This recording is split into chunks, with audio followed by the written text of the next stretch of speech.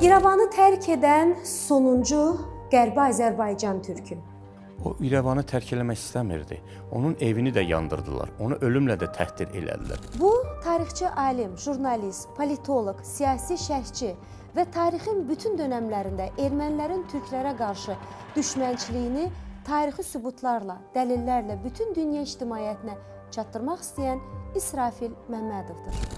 İsrafil Süleymanoğlu Məmmədov 8 noyabr 1927-ci il Zəngəzur qəzası Meğri rayonunun Əmrəkar kəndində anadan olub. Orta məktəbi bitirdikdən sonra 1943-44-cü illərdə qonşu Blök kəndində müəllimlik edib. 1944-48-ci illərdə Meğri rayon Komsomol komitəsində rayon qəzeti redaksiyasında müxtəlif vəzifələrdə çalışıb. 1948-1951-ci illərdə Ermənistan Lenin Kommunist Gənclər İttifaqı Meğri rayon komitəsinin birinci katibi seçilib. 1987-89-cu illərdə Ermənistan SSR Xalq Təhsil Nazirinin müavini, 1989-1990-cı illərdə isə Sovet Ermənistanı qəzetinin baş redaktoru vəzifələrini icra edib. 1971-ci ildən Ermənistan SSR əməkdar jurnalisti, 1972-ci il Tarix elmlər namizədi, 1985-ci ildən Azərbaycan Yazıçılar Birliyinin üzvü, 2012-ci il Azərbaycan Respublikasının dövlət mükafatı laureatı olub. İsrafil müəllim vətənpərvər, öz millətini sevən və istedadlı tarixçi idi. Mən İsrafil müəllimi özümə bir ideal bilmişəm həmişə. İsrafil müəllim elə bir şəxsiyyəti idi ki, Qərbi Azərbaycanda düşmən olan tərəfləri belə barışdırırdı. İsrafil Məmmədov tarix yaradan şəxsiyyətlərdən idi. Üstəlik tarixi yaratmaqla qalmır, həm də onu yaşadı, yazırdı. Sovet Ermənistanı qəzetində baş redaktor işlədiyi 35 illik uzun dövr ərzində o, Qərbi Azərbaycanda yaşayan vətəndaşlarımızın hüququnu müdafiə edir, onların sözcüsünə çevrilirdi. Çox zaman Ermənistan rəsmiləri ilə təkbətək mübarizə aparırdı. Azərbaycanlıların bu ölkədə qarşılaşdığı problemləri həll etməyə çalışmaqla yanaşı, erməni xəyanətlərini çəkinmədən qələmə alırdı. İsrafil müəllimin həyat yaradıcılığında Sovet Ermənistanı qəzetində çox böyük rolu olmuşdur. Çox gözəl erməni dilini bildiyi üçün, qrammatik dilində bildiyi üçün həmin o erməni mənbələrindən, tarixi mənbələrdən istifadə edib, bütövlə Azərbaycanın, Qərbi Azərbaycana aid olan, maraqlarımıza uyğun olan bütün o tərcümələri eləyirdi. Bir oğlun atası haqqında söyləməkləri biraz çətin alınır. Atam mənim xatirəmdə bir ali, ziyalı bir adam olubdu. Heç kimə pislik eləməyibdi. Çalışıbdı hamıya əl uzatsın. Kim müraciət eləyibdi, heç kimi o müraciətinə etiraz eləməyibdi. Günlərin bir günündə redaksiyada o vaxt işləyirdi. Sovet Ermənistanı qəzetinin redaktorunun müavini idi. Mən də getmişdim yanına. Gördüm, Ermənistanın indi yadımda deyil hansı rayonundan bir kəs gəlmişdi. Bir adi bir vətəndaş idi. Nəysə bir müraciətlə gəlmişdi. Atam dedi ki, narahat olma, get, hər şey yaxşı olacaq belə. Sonra mən evdə hiss eləyirdim hansı həyəcanları o keçirir, onun o xahişini yetirmək üçün.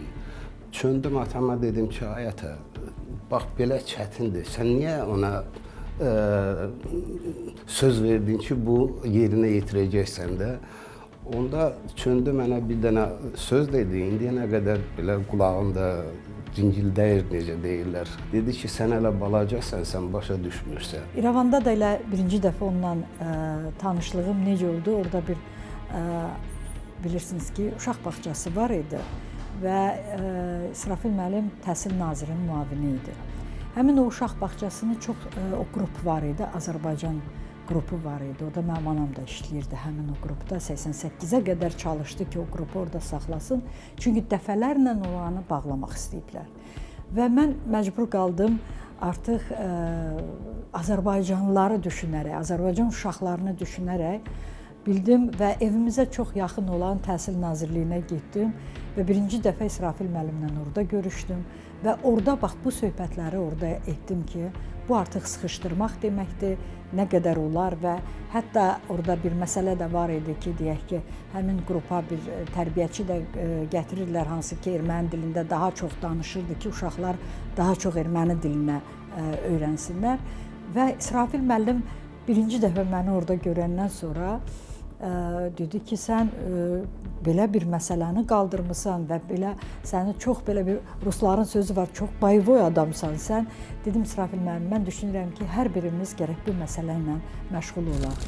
Bu ona Sovetin kəskin qılıncı altında ermənilərin məkirli siyasətinin, onların qərəzli münasibətinin bədəlini ödəmək sayəsində baş tuta bilirdi. Azərbaycan üçün böyük tarixi əhəmiyyət kəsb edən tarixi mənbələri müxtəlif dillərdə tərcümə etməsi təbii ki, onlara xoş gəlmirdi. Birinci Dünya müharibəsinə müəllim kimi fəaliyyət göstərən İsrafil Məmmədov ermənilərin fitnə fəsadını çox yaxşı bilirdi.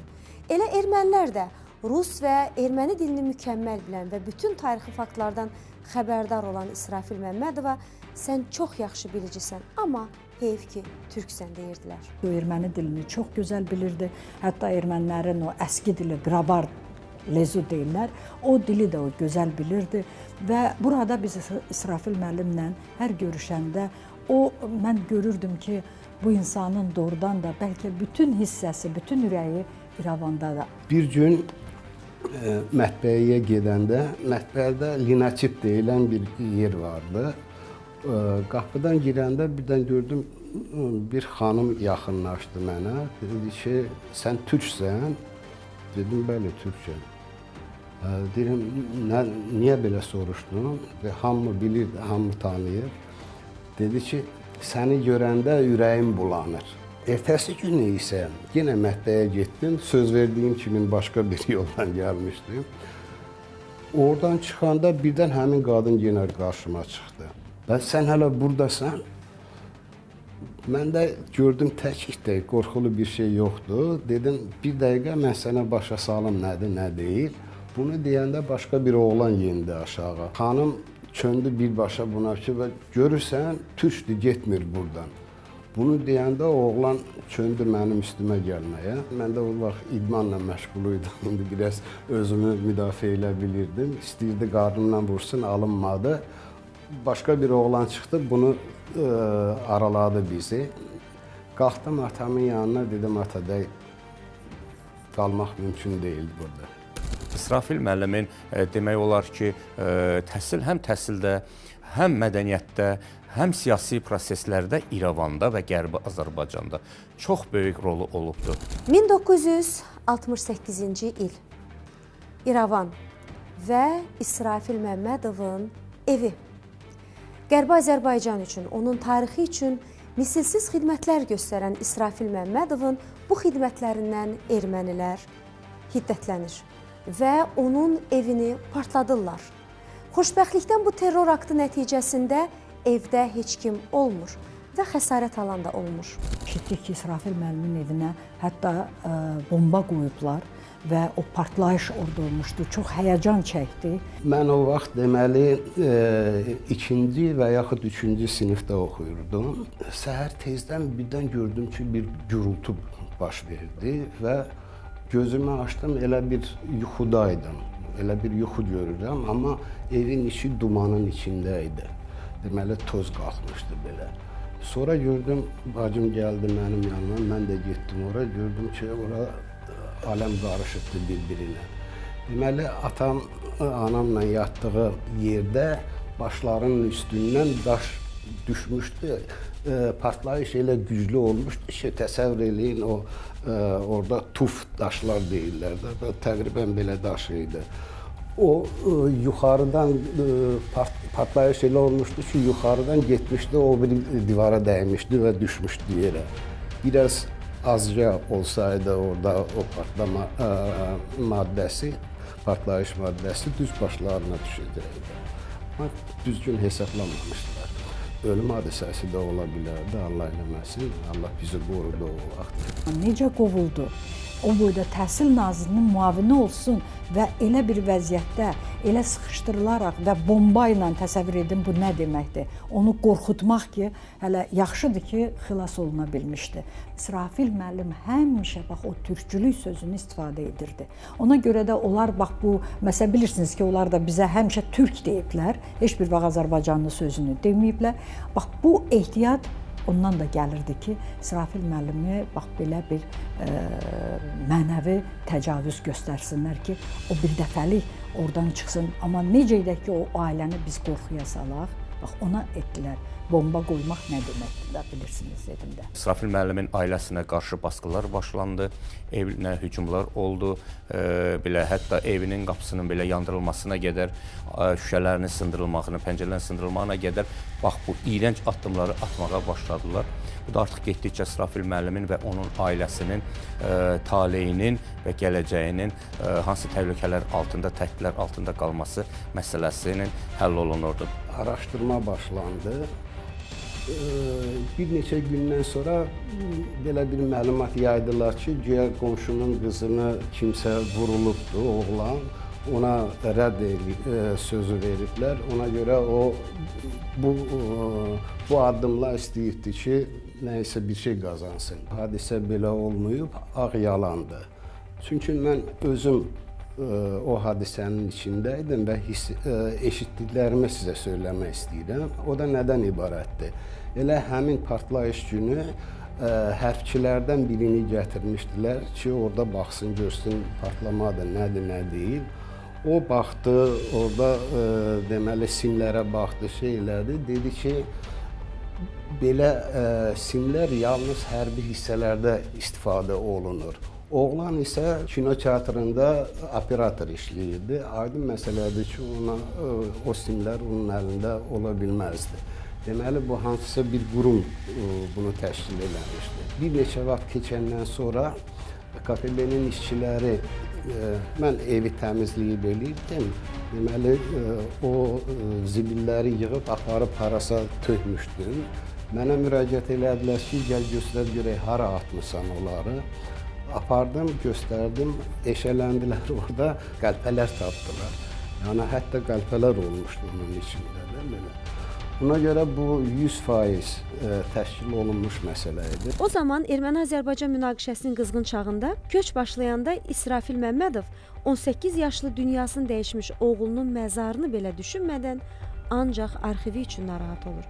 Və mən arxivimi götürməmiş heç ara getməyəcəm deyir. Və onun bu arxivi kitablar, sənədlər qarışıq 1000 kiloqrama yaxın imiş. Bütün bunlar onun uzun müddət tədqiq etdiyi danılmaz faktlar idi. Deməli, İsrafil müəllimin hələ görüləcəyi işlər çox idi İrəvanda. Bunlardan biri də İrəvandakı Qərb Azərbaycanlıların çox böyük sayda arxivləri idi ki, bunları Azərbaycana gətirmək lazım idi. Bunlar, siz təsəvvür edin ki, qatarın 3 dənə vaqon lazım idi ki, bütövlü o arxiv sənədləri Azərbaycana gətirsin. Ona görə də İsrafil müəllim bir çox Azərbaycanlılardan demək olar ki, müəyyən qədər geç çıxdığı üçün artıq ermənilər bunu bilirdilər.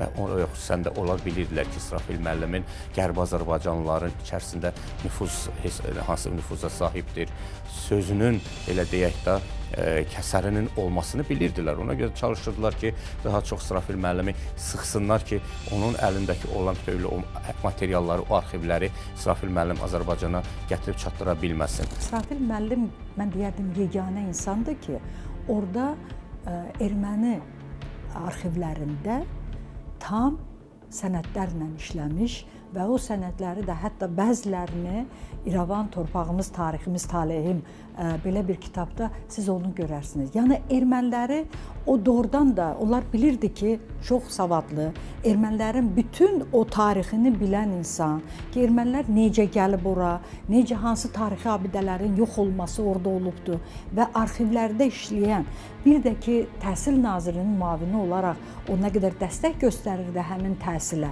Məktəblər regionlarda, bizim orada bilirsiniz ki, İrəvanda məktəblərimiz olub, 2 məktəbimiz olub, texnikum olub, pedaqoji deməli institutda Azərbaycan bölməsi olub.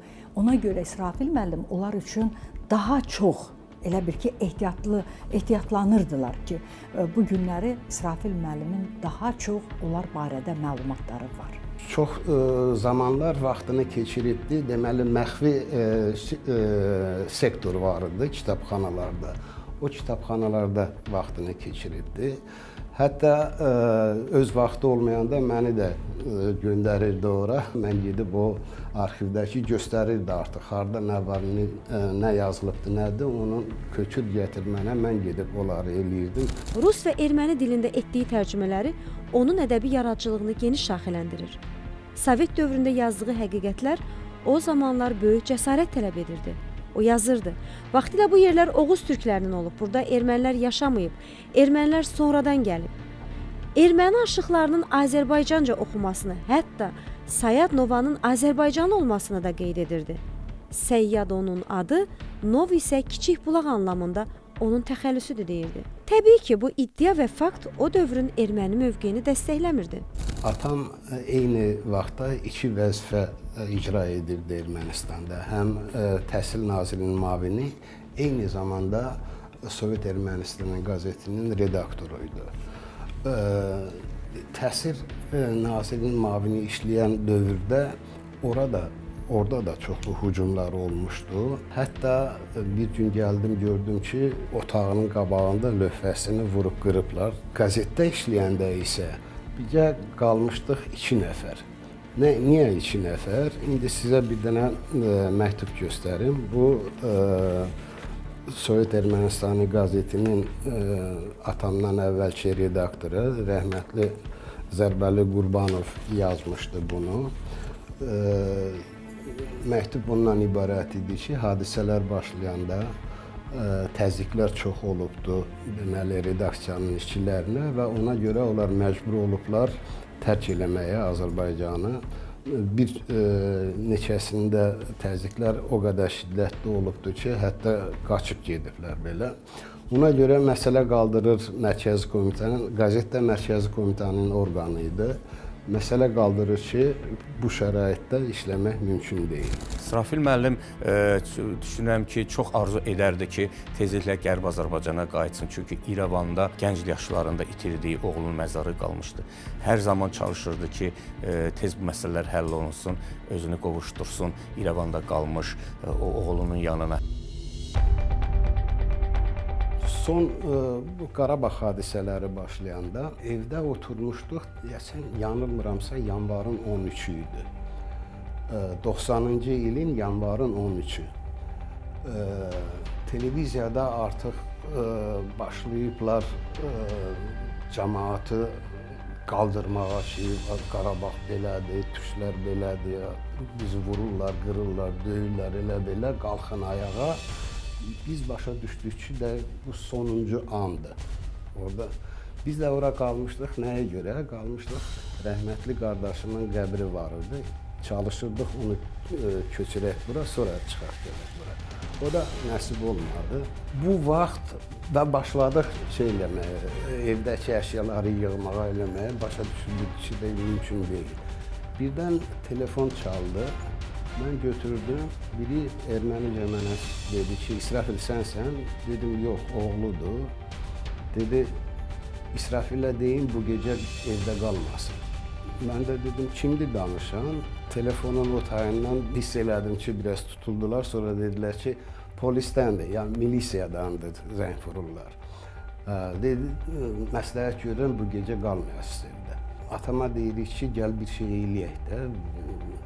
Bilmirik, nə olacaq.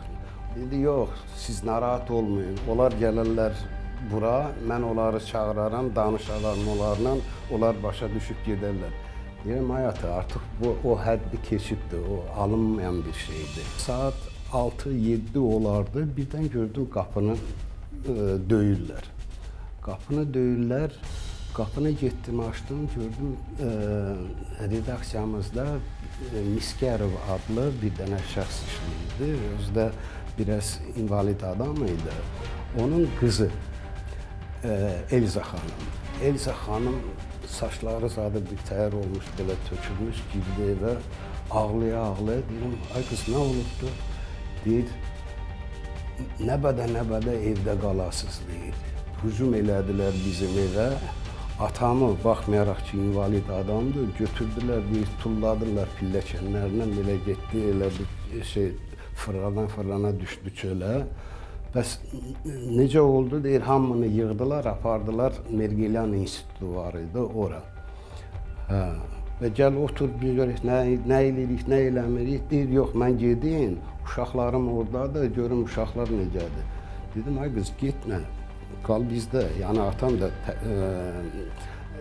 müraciət elədi ona ki, qalsın bizdə bir çıxış yolu tapaq. Qız eşitmədi, çıxdı getdi. Elza xanım qalmışdı Yerevanda və onu öldürüblər. Sonra onun qardaşı gəlmişdi, köçmüşdü Bakıya. Bakıdan bir də qayıtmışdı.